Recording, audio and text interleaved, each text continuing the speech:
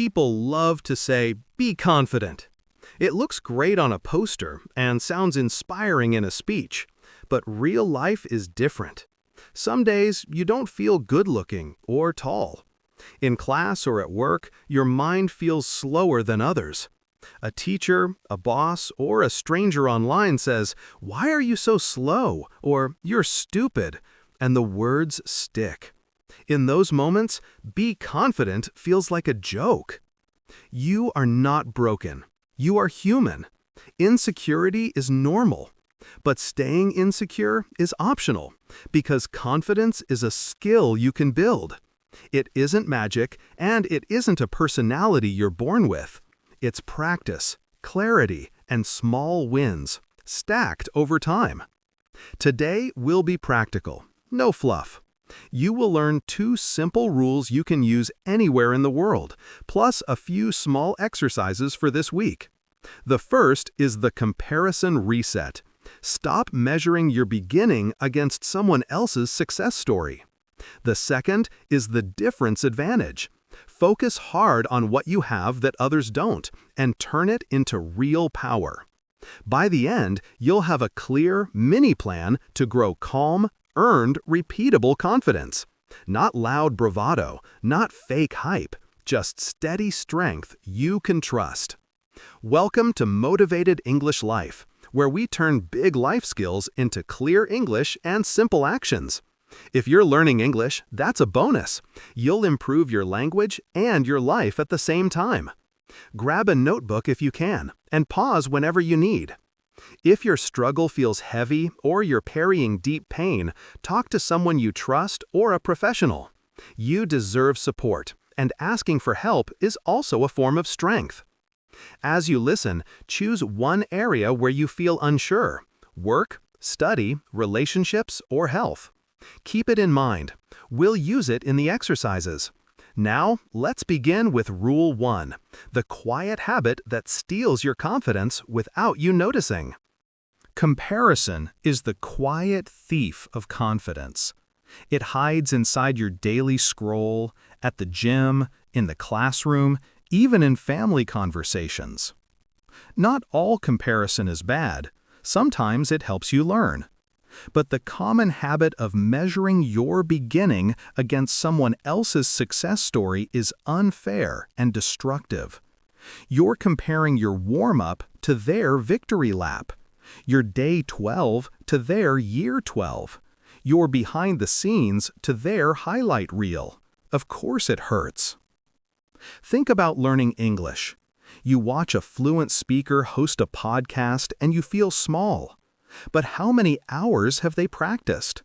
How many awkward pauses did they survive before they sounded smooth? If you've studied for 6 months and they've practiced for 10 years, your comparison is a trick of the mind. A fair comparison would be your English today versus your English 3 months ago, or you versus someone who has learned for a similar amount of time with similar effort. Or picture a new business. You open a small online shop and look at a famous brand with teams, money, and 10 years of mistakes behind them. You tell yourself you're failing after 3 months because your numbers are tiny. But the truth is simple. A 3-month project and a 10-year project are different species. If you insist on comparing, compare their month 3 to your month 3. If you can't find that history, assume it was messy, slow, and full of doubt, because that's what beginnings look like for everyone. Here's how to reset. First, name the comparison out loud or on paper. I'm comparing my month 2 to their year 7. The moment you name it, you see the trick. Second, check the timeline. How long have you actually been doing this? How consistently? Be honest. Third, look for early-stage evidence from the person you admire. Sort their content by oldest. Read their first posts. Notice their early mistakes. If you can't find anything, remember, absence of early proof doesn't mean they skipped the beginner phase. It usually means no one was watching back then. Next, choose a training block, a clear window of time where you will judge yourself only by effort and learning. 12 weeks works well. During this block, track leading indicators you control: hours practiced, reps completed, lessons finished, conversations in English held, pages written, products tested. Treat likes, views, and other vanity metrics as background noise. You can celebrate them, but you don't steer by them. Build a slow scoreboard. Once a week, write 3 lines: what you did, what you learned, and what you'll adjust. That's it. The slow scoreboard is powerful because it measures proof of work, not proof of popularity. It turns confidence into something you can earn, again and again, through action and reflection. Over time, this scoreboard tells a story. Not "I'm good or bad," but "I'm becoming." Expectation often meets emotional friction when we're starting a new skill. Every craft taxes the beginner. Weeks 1 through 4 feel confusing. Weeks 5 through 8 feel repetitive. Weeks 9 through 12 finally start to click. When your brain says, "See, you're not growing," answer with data from your slow scoreboard. You are growing. You just haven't reached visible results yet. The process is doing its quiet work underneath the surface. Try a 60-second reset anytime comparison bites. Pause, breathe, and write one sentence. Right now, I'm comparing my beginning to their advanced stage. For the next 12 weeks, I will compare only my effort to yesterday's effort. Then do one small action: 10 push-ups, 10 new vocabulary words, 1 outreach message, 1 page written. Action shrinks comparison. Movement creates proof. If resources and life circumstances make your path harder, give yourself respect, not excuses. A slow road is still a road. Your timeline is allowed to be different. Confidence grows when you keep showing up, not when life is perfectly fair. Measure what you can control today and let time compound your work. For the next 7 days, try a comparison detox. Don't check competitor numbers. Don't stalk highlight reels. Don't read leaderboards. Keep your eyes on your slow scoreboard and your training block. At the end of the week, notice how your energy feels. Most people report less anxiety, more focus, and a quiet rise in self-trust. Comparison shrinks your world. Difference expands it. The fastest way to grow real confidence is to stop staring at what you lack and start building with what you already have. Your advantage is rarely a single talent. It's a combination: your skills, your story, your values, your environment, woven together in a way no one else can copy. That combination becomes your lane. When you drive in your lane, confidence feels natural because you are not pretending. You are expressing. Begin by redefining difference. Difference is not a defect to hide. It is raw material.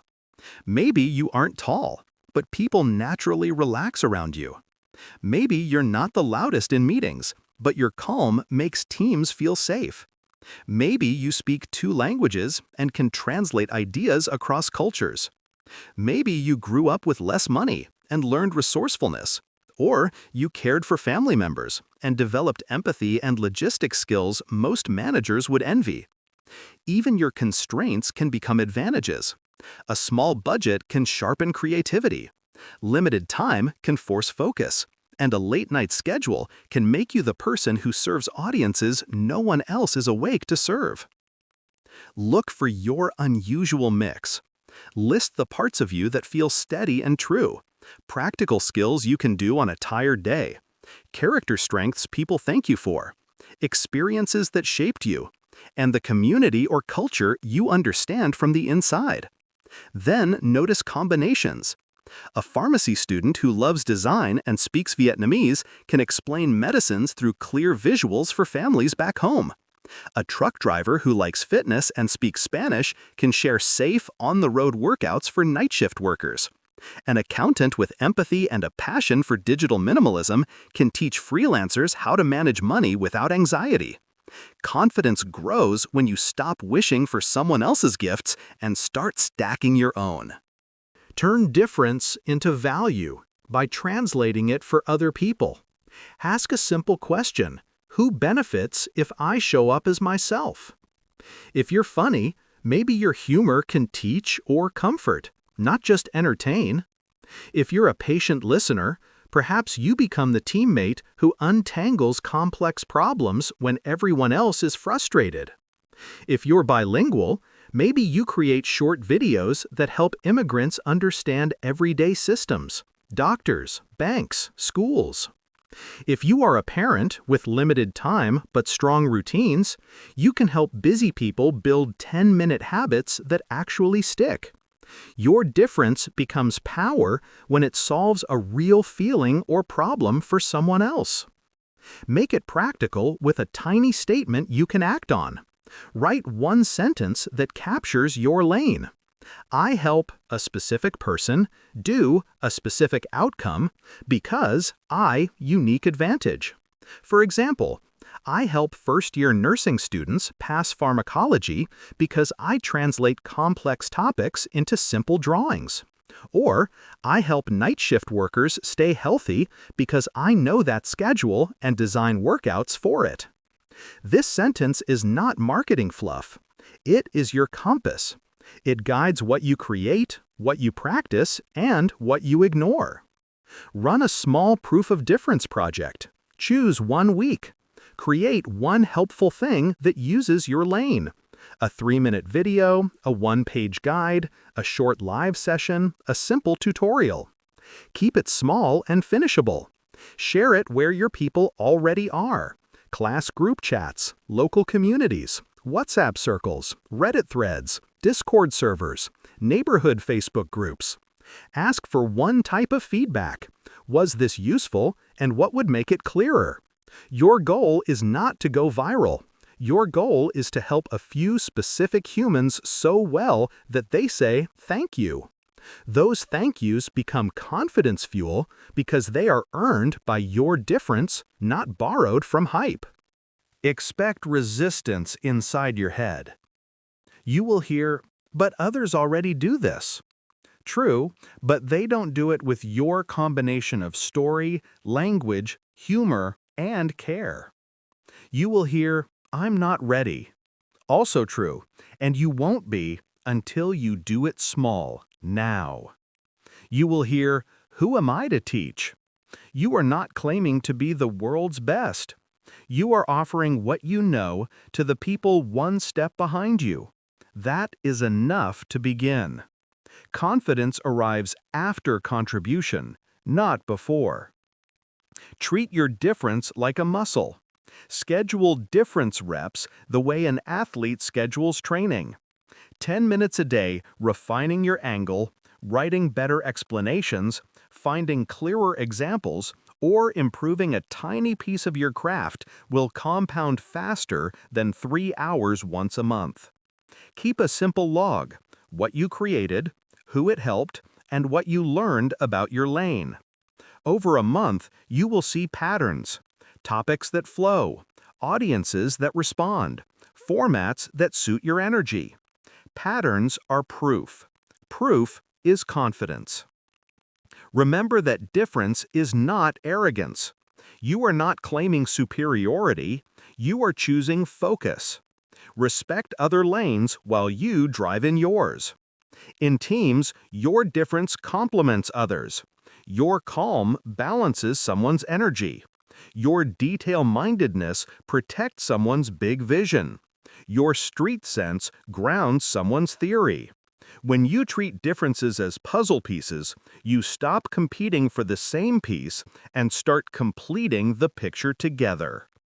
Age is also differences, not barriers. If you're younger, your fresh eyes, tech fluency, and speed are real value. Aim them at messy problems older systems ignore. If you're older, your pattern recognition, patience, and network are value. Aim them at mentoring, quality control, and long-term plays. If you're in the middle, you are a bridge. Translate in both directions. Confidence grows when you stop apologizing for your season and start using it on purpose. Protect your difference from the noise of comparison by returning to Rule 1. During your next 12-week block, measure what expresses your lane. People helped, clear tutorials shipped, problems solved, messages of thanks. Small collaborations started. Views and likes are welcome, but they are not the main story. The main story is that you showed up as yourself and made life a little easier for someone else. That is the kind of confidence that lasts. As a final exercise this week, ask 5 people who have seen you in action, friends, colleagues, classmates, clients, to send you 3 words that describe you at your best. Look for the overlap. Those words are mirrors you can trust. Combine them with your 1-sentence lane and your first tiny project. You will feel a quiet shift. Less, I hope I'm enough. More, I know where I add value. That shift is the difference advantage in motion. Now, let's turn the 2 rules into a simple week you can actually live. Think of this as your starter kit. You can repeat it for 12 weeks and adjust it to your life. Today, choose one area where you feel insecure: work, study, relationships, or health, and commit to a short training block. If 12 weeks feels big, begin with 1 week. Write your 1-sentence lane so you remember your direction. I help a specific person do a specific outcome because I unique advantage. Keep it honest and simple. Next, pick 2 or 3 effort metrics you control, such as hours practiced, reps completed, pages written, conversations held, or tutorials shipped. These will be your proof of work. Finally, set one small proof of difference project for this week: a 3-minute video, a 1-page guide, a tiny tutorial, something you can finish and share with the people who need it. Each day this week, start with a 60-second reset. Say quietly, "Today, I compare only my effort to yesterday's effort." Take 1 deep breath. Then do your first small action before you check other people's numbers. 10 new vocabulary words. 10 minutes of focused practice. 1 message to a potential customer. 1 paragraph written. After that, spend another 10 minutes expressing your difference on purpose. Clarify an example, improve a diagram, record a rough take, or rewrite an explanation so a friend could understand it. This is your daily difference rep.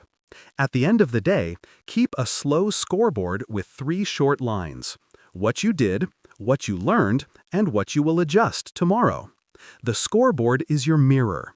It shows the quiet truth that effort compounds, even when results are not loud. Mid-week, expect friction. You may feel tired or doubt your lane. When that happens, use your fallback plan. Make your actions smaller, not 0. If you planned 30 minutes, do 5. If you planned 5 pages, write 3 sentences. If you planned a full workout, do 1 set. Say out loud, "A short day still counts," and record it on your scoreboard. Confidence grows when you keep the promise to show up, even in a light way. If comparison noise returns, take a short detox. Close the app, step outside for 2 minutes, and remind yourself that you are building your beginning, not competing with someone else's year 10. At the end of the week, do a gentle review. Read your scoreboard entries and notice patterns. Where did your energy flow? Which actions moved you forward? What felt heavy but useful? Capture 1 lesson about your craft and 1 lesson about yourself. Save any messages of thanks or moments of progress in a confidence bank, a small folder or notebook where you store proof that your work helps real people. Update your lane sentence if it needs clarity, and set one slightly better goal for next week, either a little more consistency or a little more quality. Keep your ambitions human-sized so you can win often. Here's your closing challenge. For the next 7 days, live this mini plan. Each morning, do your reset and your first small action before you scroll. Each evening, write your 3 lines on the slow scoreboard. Finish one tiny proof of difference project and share it where your people are. Then, come back and tell us what happened. Post your one-sentence lane and one metric you tracked in the comments, along with your country or city, so our global community can cheer you on. If you want extra accountability, pin your mini plan on your wall, or set a daily reminder on your phone that simply says, "Effort before comparison." As you close this video, remember the core idea. Confidence is not a mood to wait for. It is a skill you build through action, reflection, and service. Reset your comparisons, use your difference, and let time do its quiet work. You are not late. You are right on time for your own lane. Thank you for watching Motivated English Life. If this helped you, consider subscribing, sharing this with one friend who needs it, and leaving your lane sentence below. I'm proud of you for starting. Now go do your first small action before the world gets loud.